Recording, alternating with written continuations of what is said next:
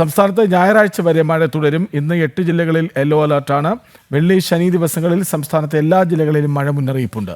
നാളെ 5 ജില്ലകളിൽ ഓറഞ്ച് അലർട്ടും 9 ജില്ലകളിൽ യെല്ലോ അലർട്ടുമാണ്. മണിക്കൂറിൽ 50 മുതൽ 60 കിലോമീറ്റർ വരെ വേഗത്തിൽ ശക്തമായ കാറ്റിനും സാധ്യതയുണ്ട്. കേരള തീരത്ത് ഉയർന്ന തിരമാലയ്ക്കും കടലാക്രമണത്തിനും സാധ്യതയുണ്ടെന്നാണ് ദേശീയ സമുദ്രസ്ഥിതി പഠന ഗവേഷണ കേന്ദ്രത്തിന്റെ മുന്നറിയിപ്പ്.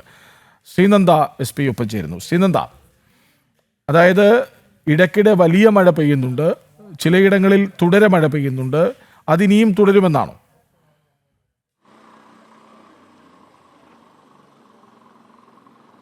തീർച്ചയായിട്ടും കൃഷ്ണ, അടുത്ത 3 മണിക്കൂർ അതിശക്തമായ മഴ തന്നെയായിരിക്കും സംസ്ഥാനത്തുടനീളം ഉണ്ടാവുക എന്നാണ് കാലാവസ്ഥാ നിരീക്ഷണ കേന്ദ്രം ഇപ്പോൾ അറിയിച്ചിരിക്കുന്നത്.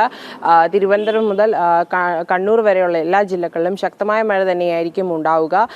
അതുപോലെ തന്നെ മണിക്കൂറിൽ 40 കിലോമീറ്റർ മുതൽ 50 കിലോമീറ്റർ വരെ വേഗതയിൽ കാറ്റ് വീശാനും സാധ്യതയുണ്ടെന്നും തീരപ്രദേശങ്ങളിലുള്ളവരോട് ജാഗ്രത പാലിക്കണമെന്നുമുള്ള ഒരു നിർദ്ദേശമാണ് സമുദ്ര ഗവേഷണ പഠന വകുപ്പും അതുപോലെ തന്നെ കാലാവസ്ഥാ നിരീക്ഷണ കേന്ദ്രവും ഇപ്പോൾ നൽകുന്നത്. ഇന്ന് 8 ജില്ലകളിൽ യെല്ലോ അലർട്ടാണ്. നാളെ മുതൽ അതിശക്തമായ മഴ തന്നെയായിരിക്കും സംസ്ഥാനത്തുടനീളം ഉണ്ടാവുക എന്നാണ് നമുക്ക് വ്യക്തമാകുന്നത്. നാളെ ഓറഞ്ച് അലർട്ടുകൾ ഉൾപ്പെടെ പ്രഖ്യാപിച്ചിട്ടുണ്ട്.